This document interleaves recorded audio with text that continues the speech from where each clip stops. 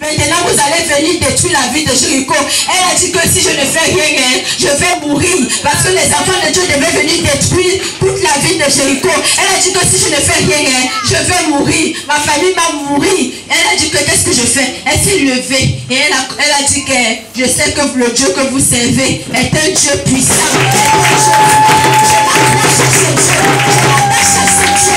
Je me lie à ce Dieu. Lorsque Jéricho a été brûlé, cette femme, parce qu'elle s'est levée, elle a abandonné sa coutume, elle a abandonné sa tradition, parce qu'elle voyait que là-bas, c'était la mort qui l'attendait. Elle est entrée dans, elle a quitté la tradition, et elle est entrée dans la vérité, elle est entrée dans l'adoration du Dieu tout-puissant. Et elle a été épargnée, sa famille a été épargnée. Non, encore, c'est dans le niveau de Juge 2, vous allez lire, parce que, compte tenu du temps, alléluia. On dit que cette femme a été libérée, sa famille a été épargnée. C'est comme ça qu'elle est entrée dans la famille de Dieu. Et elle également, elle est entrée dans la généalogie de Jésus-Christ.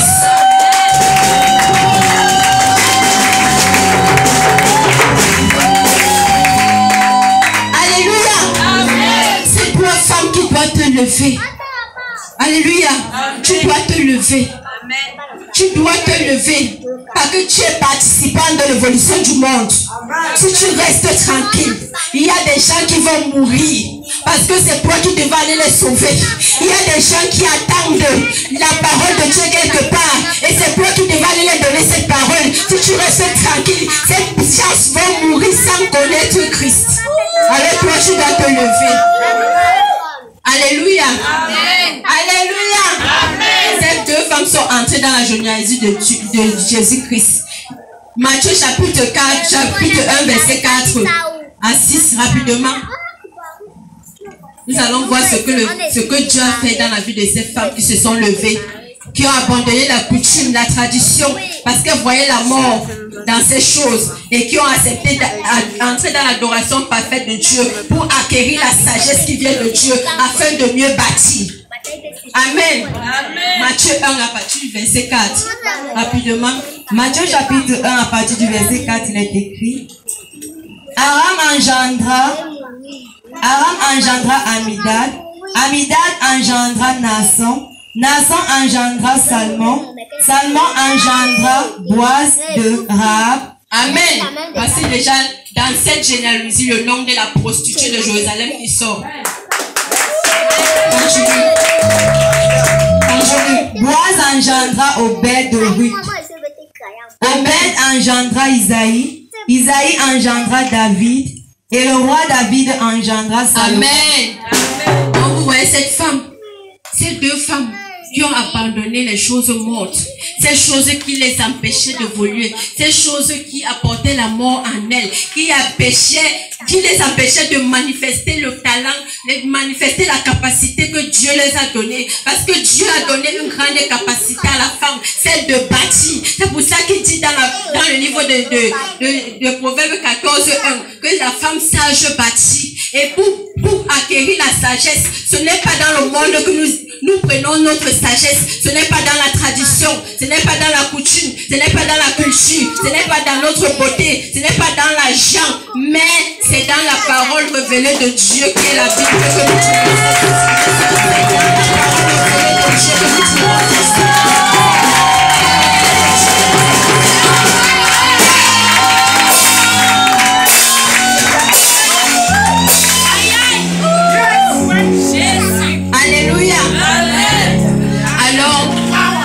nous continuer rapidement. Maintenant, non, si tu as la personne qui quitte maintenant ces choses pour entrer dans l'adoration parfaite de Dieu, doit être comment? Doit être efficace dans le service de Dieu. Alléluia. Tu dois être efficace dans le service de Dieu. Et comme exemple du service efficace, nous allons voir quelques secrets rapidement, compte tenu du temps, du service efficace. Comment la femme doit faire pour que son service avec Dieu soit efficace. Rapidement, livre de 2 Rois, chapitre 4, verset 8. Rapidement. La femme de distinction. Rapidement. 2 Rois, chapitre 4, verset 8, il est écrit: Un jour, Élisée passait par Sunem. Il y avait là une femme de distinction qui le pressa d'accepter à manger. Alléluia. On dit qu'une femme de distinction. Dans la version Semeur, on dit que c'était une femme riche. Alléluia. Elle avait vu que non, même avec sa richesse là, elle n'était pas heureuse. Alléluia. Elle a dit que non, non, non. Ma richesse là ne me sert à rien. Ma richesse là n'est rien si je ne sais pas le véritable Dieu. Alléluia.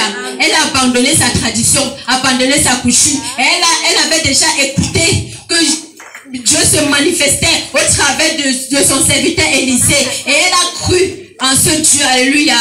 Et elle a commencé alors à servir Dieu au travers du prophète Élisée. Parce qu'elle a reconnu la grâce de Dieu dans la vie du prophète Élisée. Tu peux être la femme ce soir. Si tu as reconnu la grâce dans la vie de ton serviteur de Dieu, dans la vie de ton leader, dans la vie de ton prophète, dans la vie de ton pasteur, tu dois servir Dieu au travers de ces hommes de Dieu. Tu dois respecter ces hommes de Dieu.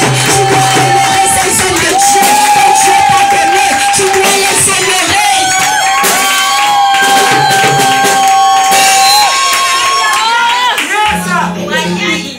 Amen. Continue. Et toutes les fois qu'il passait, il se rendait chez elle pour manger. Alléluia.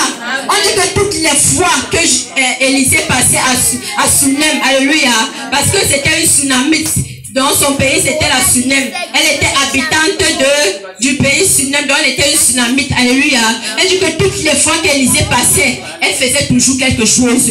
Elle préparait toujours. Elle faisait toujours quelque chose à Élisée. Il n'y avait pas un jour qu'elle a dit, je suis fatiguée aujourd'hui, je ne peux rien donner, je suis fatiguée. Elle a dit que donc c'était permanent à lui, à toutes les fois qu'il était là.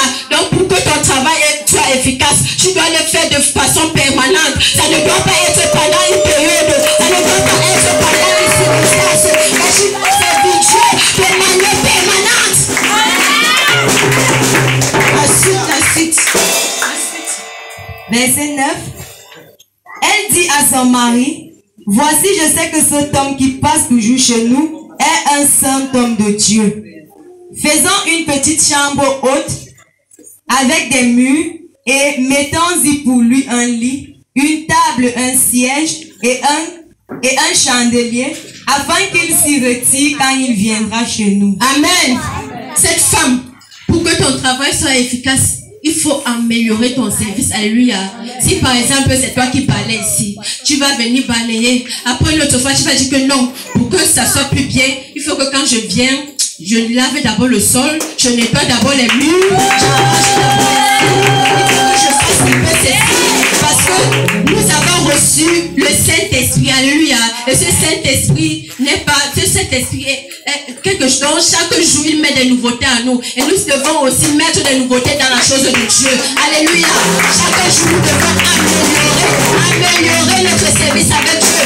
Femme, tu dois améliorer chaque jour ton service avec Dieu afin que ce service soit puissant. Suite. Alléluia. Avant de continuer, après nous avons vu quoi? Donc il y a d'abord le service. Ton service doit être de façon permanente. Alléluia. Tu dois également témoigner, alléluia, des bontés de Dieu dans ta vie. Témoigner de ton homme de Dieu. Alléluia. Cette femme, c'est elle qui servait. Alléluia. Mais voici le témoignage qu'elle vient rendre à son mari. Elle dit que je sais que cet homme qui vient souvent ici, c'est un saint homme de Dieu. Alléluia. Donc c'est le témoignage qu'elle faisait déjà. Alléluia. Ton témoignage va sauver plusieurs personnes. Alors toi, femme, ne ferme plus ta bouche. Alléluia. Et dans ce endroit que tu trouvais, fais le témoignage de Dieu dans ta vie. Témoigne de Dieu dans ta vie. Témoigne. Partout je peux te trouver. Témoigne.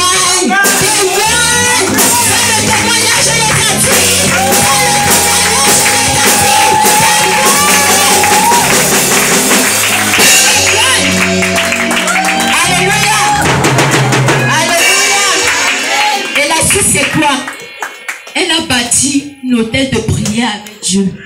Alléluia. Femme, pour que ton service soit efficace avec Dieu, bâtis l'hôtel de prière avec Dieu. Prie. Alléluia. Sois une maison de prière. Une maison de prière. Alléluia. Quand tu seras une maison de prière, le Seigneur va t'élever. Le Seigneur va manifester sa puissance au travers de toi. Alléluia. sois une maison de prière. Alléluia. Maison de prière. Donc, tu dois avoir une bonne vie de prière. Alléluia. La suite. Élisée étant revenu à Sunem, se retira dans la chambre haute et y coucha. Il dit à Géasi, son serviteur, appelle cette Sunamite. Géasi l'appela et elle se présenta devant lui. Élisée dit à Géasi, dis-lui, voici tu nous as montré tout cet empressement. Que peut-on faire pour toi?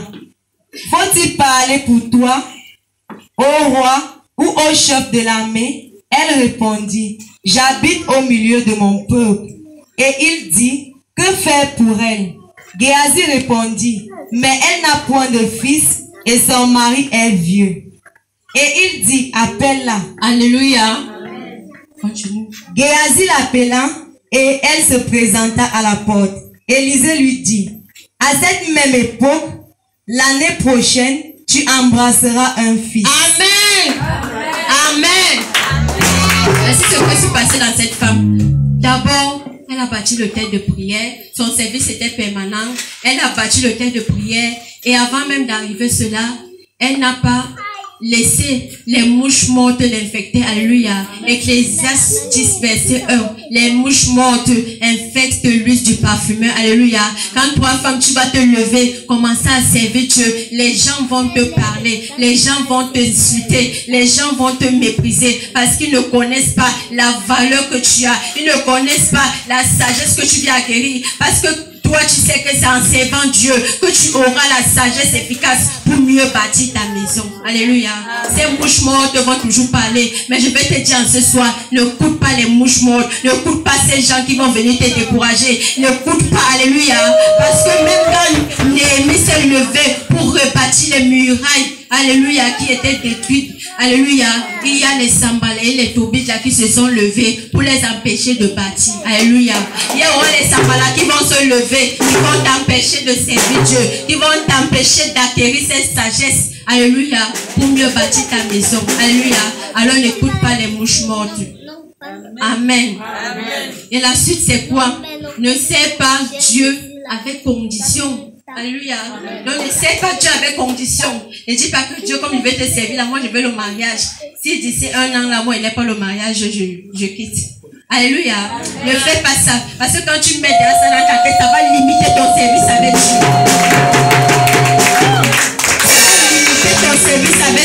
Alléluia. Ça va limiter ton service avec Dieu. Quand ces choses vont un peu t'agir, tu vas commencer à faire et ton service ne sera plus efficace. Alléluia. Et la puissance de Dieu ne pourra plus se manifester en toi. Alléluia. Donc, et avant d'arriver ça au début, j'ai oublié quoi? Cette femme qui avait écouté c'est-à-dire le témoignage qui se faisait, la puissance de Dieu qui se manifestait au travers d'Élisée, elle a cru en cette parole et elle a renouvelé son intelligence. Alléluia. Elle a laissé cette parole la transformer. Alléluia. Si toi, femme, tu veux servir Dieu de manière efficace, tu dois laisser que cette parole te transforme totalement. Alléluia. Le vieil homme en toi doit mourir. Alléluia. Si le vieil homme ne meurt pas, tu ne pourras pas servir Dieu de manière efficace. Si le vieil homme là ne meurt pas, tu ne peux pas servir. S'il y a encore la haine, la jalousie, tout cela, ça va freiner ton service avec Dieu. Et tu ne pourras pas servir Dieu de manière efficace. Alléluia. Abandonnez le vieil homme. Laisse la parole de Dieu te transformer. Alléluia. Revêtis l'homme nouveau en Christ et abandonne le vieil homme. Alléluia. Et tu pourras servir Dieu de manière efficace. Alléluia. Alléluia. Est-ce que ça passe? Est-ce que les femmes sont restent?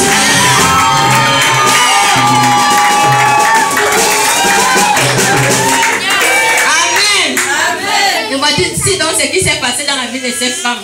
Elle a commencé à servir Dieu de manière efficace. Elle a commencé à servir Dieu sans condition. Elle ne disait pas que Dieu, si tu ne me donnes pas ceci dans 2 mois, je vais t'abandonner. Parce qu'elle savait. Parce que quand tu sais Dieu, c'est Dieu qui s'occupe de ton cas. Alléluia.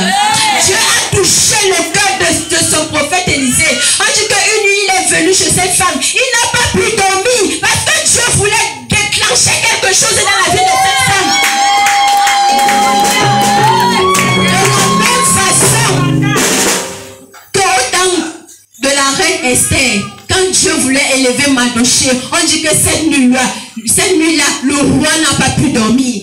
Alléluia. Le roi n'a pas pu dormir. Et en cette nuit aussi, le prophète n'a pas pu dormir parce que Dieu avait vu, il n'était plus tranquille parce qu'il a vu comment la femme le servait. Donc, ça a commencé à le... alléluia. Il s'est levé, il ne pouvait plus rester tranquille. Il a commencé à regarder la vie de cette femme. Qu'est-ce que je peux faire dans sa vie? Qu'est-ce qui lui manque? Qu'est-ce que...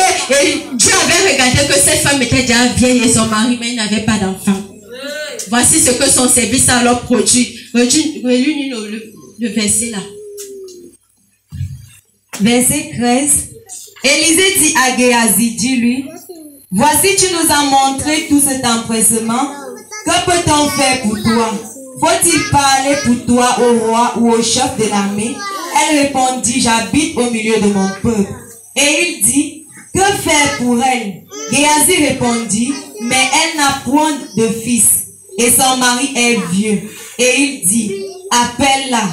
Géasi l'appela et elle se présenta à la porte. Élisée lui dit, à cette époque, l'année prochaine, tu embrasseras un... Est-ce que je suis pas acclamée pour le Seigneur? Voici le service de cette femme qui a déclenché une bénédiction dans sa vie. Alléluia. Elle n'a même pas demandé ça. Quand on l'a appelé que tu veux quoi? Elle a dit que non, rien, ça va. Alléluia. Mais Dieu connaissait. Alléluia.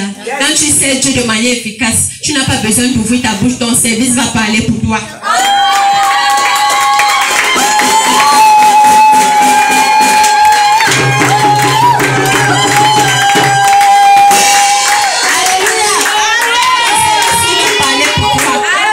Quand tu vas entrer dans le service sans retenir avec Dieu, quand tu vas entrer dans la profondeur de Dieu pour le servir de manière efficace, tu n'auras plus besoin d'ouvrir la bouche parce que c'est ton service qui va parler pour toi. Amen. Alléluia. Et c'est ce qui s'est passé dans la vie de cette femme. Elle n'a pas dit à l'homme de Dieu que je n'ai pas d'enfant, je n'ai pas ceci, mais Dieu lui-même a vu ce qui lui manquait et Dieu a comblé. Dieu a dit au travers de la bouche de son prophète, en cette époque, l'année prochaine, tu auras ton fils.